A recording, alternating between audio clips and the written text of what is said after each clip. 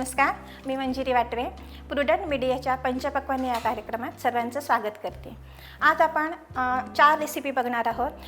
कैरीच्या special चैत्र पाडव्यानिमित्त या recipe आज दाखवणार आहे. चैत्र पाडवा म्हणजेच आपलं नवीन संवत्सर सुरू होतं.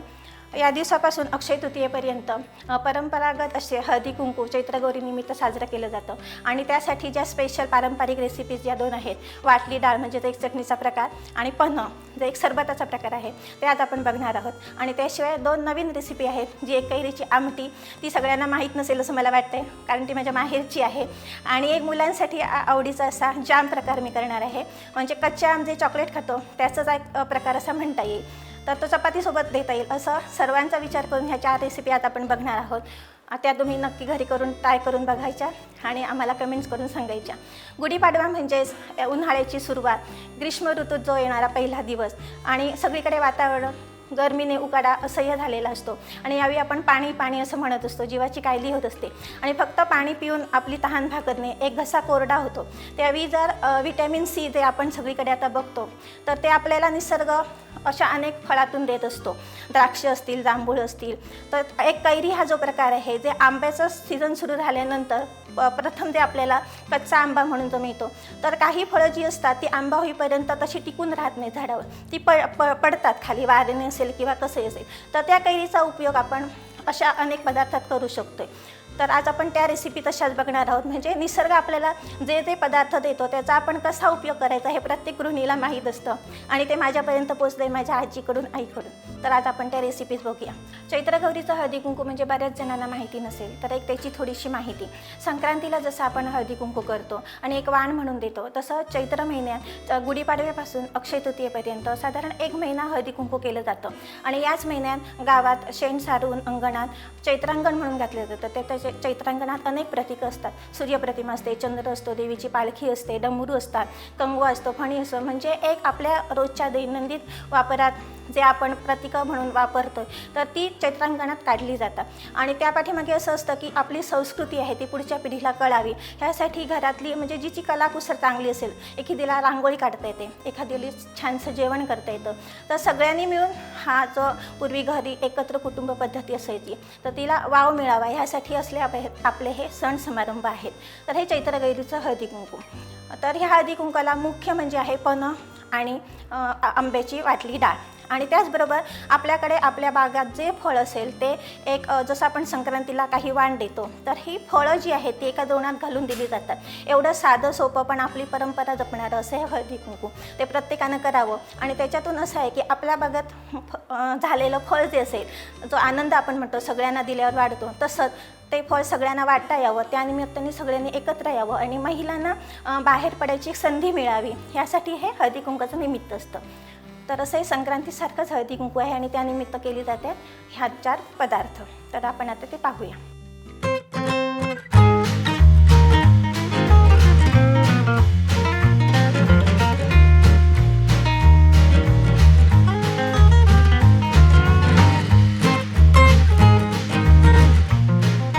आज आपण प्रथम बघूया कैरीची आमटी.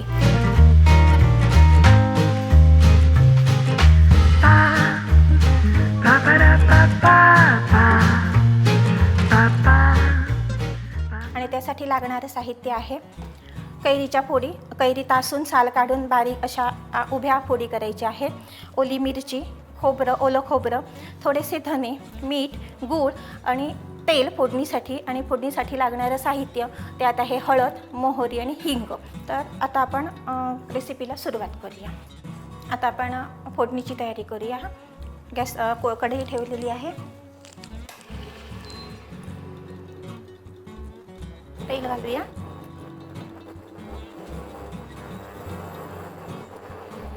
त्याच्यानंतर मोहरी,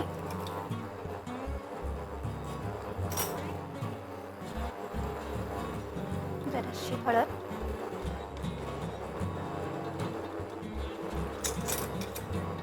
हिंग आणि मोहरी तडतडल्यानंतर आपण घालूया त्या कैरीच्या फोडी.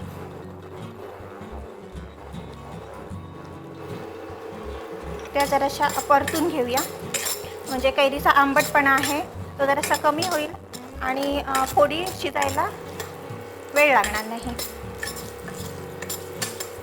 छान फोडणीचा वास आलेला आहे.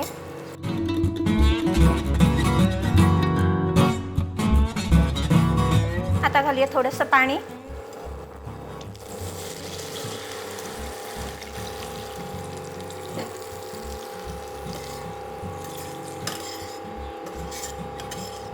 ह्या फोडी शिजायला साधारण 5 मिनटं वेळ लागेल. तोपर्यंत आपण वाटण करून घेऊया. आणि वाटण्यासाठी आपण घेणार आहोत मिक्सरच्या भांड्यात खोबरं, जरासे धने, मीठ आणि ओली मिरची.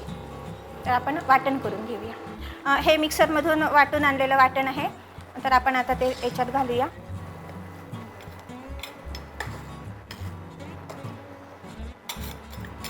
जशी आपण ताकाची कढी करतो ना, त्याला एक पर्याय म्हणून हे आपण म्हणू शकतो. ही कढी, कैरीची कढी गरमीत साधारण दूध दुभतं घरात कमी असतं, म्हणजे गावात असतं. आता आपल्याला बाजारात दूध पिशव्या मिळतात, त्यामुळे एवढं काही वाटत नाही.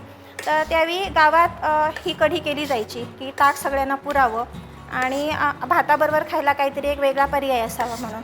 आणि संध्याकाळी ज्यावेळी बायका हळदी कुंकाला जात, त्यावेळी मग घरातल्या पुरुष मंडळींना काहीतरी हवं ना, म्हणून झटपट होणारा असा हा आमटीचा एक प्रकार आहे. आणि ही आमटी करताना एक खबरदारी घ्यायला हवी. म्हणजे जशी आपण ताकाची कढी फोडणीला टाकल्यानंतर उकळी येईपर्यंत सतत ढवळत राहतो, ती फुटायला देत नाही. तशी ही आमटी ढवळताना सतत बघत राहायला लागतं, ढवळत राहायला हवं आहे, फुटायला येतात नाही, नाहीतर ते पाणी आणि असं एक वेगवेगळं होतं. तर अशी ही आपली आमटी आता तयार आहे. तुम्ही भाताबरोबर ती खाऊ शकता.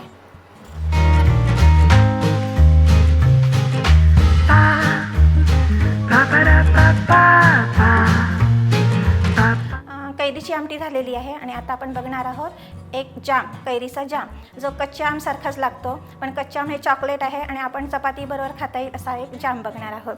आणि त्यासाठी साहित्य लागणार आहे, एकदम थोडंसं साहित्य आहे. घरात उपलब्ध असलेल्या हा जाम होऊ शकतो आणि फ्रीजमध्ये ठेवला तर तो 8 दिवसही राहू शकतो. तर आपण त्याचं सर्वप्रथम साहित्य बघूया. कैरीच्या फोडी अशा बारीक चिरून घ्यायचे आहेत, साल काढून, म्हणजे त्या जाममध्ये स्मॅश बऱ्या होतात आणि पटकन शिजतात आणि चपातीबरोबर खाताना मध्ये मध्ये लागत नाही. आणि जेवढ्या फोडी आहेत त्याच्या दुप्पट साखर, कारण कैरी आंबट असली तर तुम्ही एक कैरीची फोड खाऊन बघा, म्हणजे तुम्हाला किती गोडवा हवा तो कळेल. जरासं मीठ लागतं आणि आपण ह्या कैरीच्या फोडी तुपावर परतून घेणार आहोत, म्हणून तूप लागणार आहे. आणि वेलची पावडर, एवढंसंच कमी साहित्यात आपला हा जाम होणार आहे. तर एका पॅनमध्ये आपण तूप घालूया. तूप जरा जास्त घाला, म्हणजे फोडी लवकर शिजतील, परततील आणि जामला एक शाईन येईल. तर तूप गरम झालेलं आहे. ही मला आजीनं शिकवलेली पद्धत. कुठचाही पदार्थ तेल वगैरे तापले की नाही ते बघायचे. तूप तापलेलं आहे. आपण फोडी घालूया आणि ह्या तुपाच्या चमच्याने जरा परतूया, म्हणजे धुवायला भांडी कमी होतात, झटपट होणारं काम.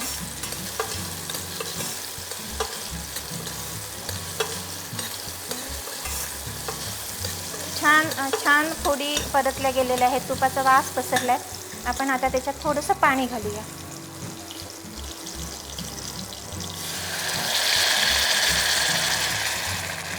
तुम्हाला वेळ नसेल आणि लवकर जर जाम करायचं असेल तर थोडंसं पाणी घातलं, म्हणजे साखरेचा पाक होण्यापुरतं तरी चालतं, कारण कच्ची ही कोवळी असते, पटकन शिजली जाते. त्यामुळे जास्त पाणी घातलं तुमचा पाक व्हायला जरा वेळ लागेल आणि नंतर मग खूप वेळ ढवळत बसावं लागेल. आता आपण साखर घातली होती. साखर मोजून घ्या आणि कैरीच्या आंबटपणावर अवलंबून आहे. साधारण अर्धी वाटी जर कैरीच्या फोडी असतील तर 1 वाटी, म्हणजे दुप्पट साखर पुरेशी होते, कारण जरासा आंबट गोड जाम बरा लागतो. आता ही साखर विरघळेपर्यंत आपण असं सतत ढवळत राहायचं आहे. आणि मध्ये मध्ये ह्या फोडी शिजल्या त्या अशा कडेला घेऊन मुरडायचे आहेत, म्हणजे आपल्याला वेगळं मिक्सरमध्ये परत ते मिश्रण घालावं लागणार नाही. जसं आपण मेथांबा करतो, जो कुंबट कच्ची कैरी म्हणतात, म्हणजे आंबा पिकत आलेला असताना जसा मेथांबा करतो, म्हणजे त्या कच्च्या आंब्याच्या फोडी घेतात आणि फोडणीला घालतात आणि त्याच्यात मेथी घालतात. पण जरासं त्याला कडवटपणा येतो. हे आपण मुलांसाठी स्पेशल करतोय म्हणून कच्च्या आमचीच रेसिपी, म्हणजे मुलांना कदाचित वाटेल आपण कच्च्या आम चपातीबरोबर खातोय काय, असं एक त्यांना फिलिंग येईल, म्हणून एक शोधलेली अशी रेसिपी आहे म्हणता येईल. साधारण 5 मिनिटात हा आपला जाम तयार होतो. हा बघा, ह्या कैरी अशा फोडी ज्या आहेत त्या अशा मऊ शिजल्या. छान 1-2 मिनिटात हा जाम तयार होईल. मग आपण तो गार करायला ठेवू आणि नंतर काचेच्या बाटलीत भरून फ्रीजमध्ये ठेवला की 8-1 दिवस छान राहतो. जर पाक तुमचा पक्का झाला नाही तर मग हा जाम मात्र थोडा पातळसर होईल आणि त्याला तशी चव येणार नाही. म्हणून पाक जरा व्यवस्थित होईल ह्याच्याकडे लक्ष द्यायला हवं.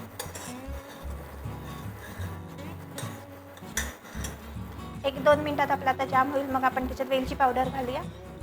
जाम आपला होत आलेला आहे. आवाजावरून कळत असेल पाक झाल्यानंतर असा आवाज येतो एक गुडू गुडू गुडू झाल्याचा, म्हणजे आटत येतो एखादा पदार्थ त्यावेळी जसा आवाज येतो तसा आवाज येतो. आता आपण ह्याच्यात घालूया वेलची पावडर,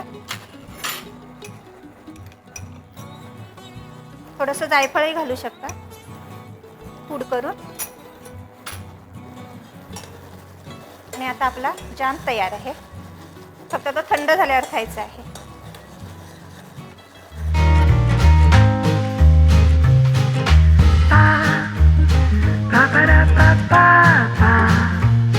कैरीची आमटी, कैरीचा जाम आणि आता आपण बघणार आहोत हळदी कुंकवाची स्पेशल अशी वाटली डाळ. वाटली डाळ असं म्हटलं जातं कारण त्याच्यात डाळीचं प्रमाण जास्त आहे आणि ती डाळ मिळून येण्यासाठी म्हणून आपण खोबरं थोडंसं वापरतो. नाहीतर हा एक चटणीचा प्रकार म्हणता येईल. जर आपण ती सरबरीत अशी जर वाटली नाही आणि पाणी घालून एक चटणीसारखी जर पातळ वाटली तर ती डोशाबरोबरही खाता येईल, एक वेगळा प्रकार म्हणून. पण आता आपण ही हळदी कुंकवाला जी द्रोणातून दिली जाते तशी वाटली डाळ बघणार आहोत. तर त्याचं साहित्य बघूया. ही चणा डाळ आहे. ती धुवून 2 तास भिजत घातलेली आहे. 2 तासाच्या वर भिजवायची नाही कारण त्याच्यात कैरीचा आंबटपणा पण असतो आणि ती अशी गरमीमुळे फसफसून म्हणजे खराब होऊ शकते, जास्त आंबट होऊ शकते आणि खाण्यायोग्य राहणार नाही. म्हणून फक्त 2च तास ही चणा डाळ भिजवून घ्यायची आहे. ही भिजवलेली चणा डाळ, कैरीच्या फोडी, ओली मिरची, मीठ, ओलं खोबरं, चवीपुरता गूळ आणि फोडणीसाठी साहित्य. हीच वाटलेलीला आपण नंतर फोडणी देणार आहोत. तर त्या फोडणीचं साहित्य आहे त्याच्यात आहे मोहरी, हळद, हिंग आणि कढीपत्ता. तर अशी आपली झटपट होणारी ही अशी रेसिपी आहे. हळदी कुंकवाला बायका येतात असं समजल्यानंतर आपण एक 4 वाजता जरी ही करायला घेतली तरी हळदी कुंकू देऊन होईपर्यंत ही वाटली डाळ तयार होते. अशी पटकन होणारी ही रेसिपी, एक चटणीचा प्रकार. तर आपण हे सगळं साहित्य आत्ता सांगितलं आहे ते मिक्सरच्या भांड्यात घालून घेऊया आणि वाटून आणूया. पूर्वी हे वाटली डाळ आहे ती पाट्या वरवंट्यावर केली जायची, त्यामुळे ही डाळ जी आहे ती अर्धी अशी कुटल्यासारखी व्हायची आणि खाताना दाताला लागायची, त्यामुळे ते छान वाटायचं. पण आता मिक्सरच्या भांड्यात जरासं पूर्ण पीठच झाल्यासारखं होतं. तर बघू कसं काय होतं ते. मिक्सरवर वाटून आणलेली ही डाळ आहे आणि आपण आता फोडणी करूया. तेल छानपैकी तापलेलं आहे. मगाशी जसं मी म्हटलं होतं तसं मी अंदाज घेतला. तेल छान तापलं आहे. आता आपण त्याच्यात घालूया मोहरी, छान आवाज येतोय तडतडल्याचा, हिंग. आपण वाटताना हळद घातली होती तरी पण जराशी हळद घालूया रंगासाठी, आणि कढीपत्ता. गॅस बंद करूया आणि ही कढीपत्त्याची फोडणी वाटल्या डाळीवर घालूया.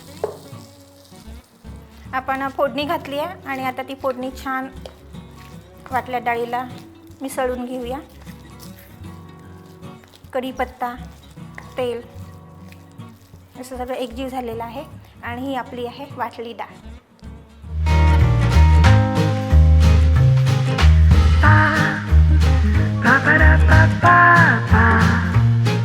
आता आपण बघणार आहोत अशीच एक झटपट होणारी सरबताची रेसिपी पन्ह. आणि यासाठी लागणारं साहित्य आहे उकडून घेतलेली कैरी, साल काढलेला आहे आणि ती अशी कुकरला वाफवून घेतलेली आहे. पाणी जास्त घालायचं नाही आहे, नाहीतर ते मोमोज वगैरे वाफवतात तसं काही जाळीदार भांडं असेल तर त्याच्यात वाफवून घेतलं तर पन्ह अजून चांगलं रुचकर होतं, कारण कैरीची जी मूळ चव आहे ती त्याच्यात राहते. तर अशी वाफवून घेतलेली कैरी, हा गूळ आहे किसून घेतलेला, आणि कैरीचा मुख्य जो महत्त्वाचा घटक आहे ते मिरीपूड आणि वेलची, आणि जरासं गोड पदार्थात घालतो म्हणून मीठ आणि पाणी. एवढंसंच हे आपलं सरबताचं साहित्य आहे. तर आपण आता ही शिजवून घेतलेली कैरी आणि गूळ मिक्सरला वाटून घेऊया, त्याचा एक पल्प तयार करून घेऊया आणि आपण पन्ह करायला घेऊया. हा आपण असा पल्प करून आणलेला आहे मिक्सरच्या भांड्यातून. तो आता आपण घेऊया. आता हा पल्प आपण ओतून घेऊया. थोडं पाणी घालूया.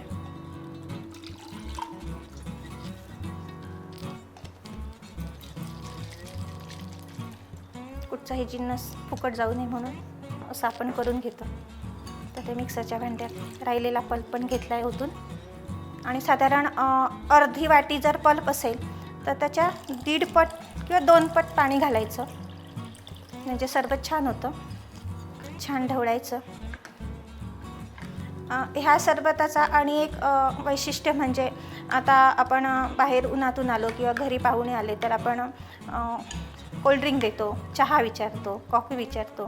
गरमीच्या दिवसात त्याचा शक्यतो त्रास होतो, म्हणून मग काही जण म्हणतात नको. तसं हे घरगुती पौष्टिक असं आणि आरोग्यदायी असं हे सरबत आपण केलं आणि पाहुण्यांना दिलं तर बरं वाटतं. पाहुण्यांना तसं नाही, आपणही घेऊ शकतो. साधारण 11 वाजता वगैरे ज्यावेळी आपल्याला तहान लागल्यासारखे वाटते त्यावेळी आपण हे सरबत करून पिऊ शकतो.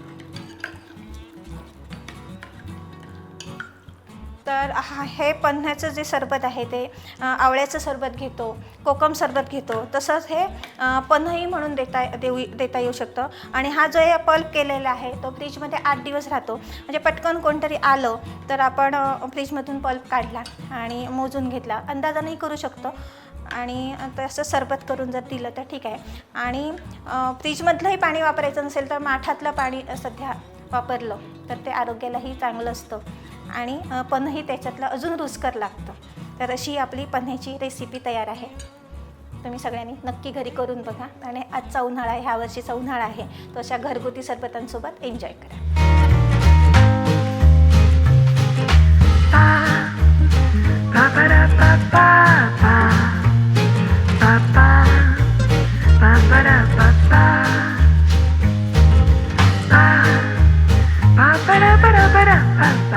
तर गुढीपाडवा स्पेशल आणि कैरीच्या अशा आज आपण 4 रेसिपी केलेल्या आहेत. एक पन्हा आहे, ही वाटली डाळ आहे, ही कैरीची आमटी आहे आणि हा जाम आहे. आणि असं हे प्लेटिंग केलेलं आहे. तर सध्या आता कैरीचा मोसम सुरू झालेला आहे, बाजारात कैऱ्या यायला लागलेल्या आहेत. तर तुम्ही हे 4ही जिन्नस करून बघा आणि घरात सगळ्यांना आवडले तर परत परत करत राहा. आपली ही परंपरा आहे, संस्कृती आहे, ती टिकवायची असेल तर ती जबाबदारी आपलीच आहे. तर असे घरात केलेले पदार्थ जर मुलांना आवडले किंवा आपण खाऊ घातले तर त्यांनाही त्याचं महत्त्व कळेल आणि ही आपली संस्कृती पुढे जाईल. अलीकडेच गुढीपाडवा साजरा झालेला आहे आणि त्यानिमित्त आपण ह्या रेसिप्या बघितलेल्या आहेत. तर ह्या रेसिप्या कशा केल्यात, ह्याच्यातले घटक काय आहे, साहित्य काय आहे, कृती काय आहे, ती सगळी डिस्क्रिप्शन बॉक्समध्ये दिलेली आहे. आणि ह्या सगळे पदार्थ करा आणि आताचा जो उन्हाळा आहे तो सगळ्यांनी ह्या कैरीसोबत एन्जॉय करा. गुढीपाडव्याच्या सगळ्यांना नववर्षाच्या शुभेच्छा आणि पाहत रहा प्रुडंट.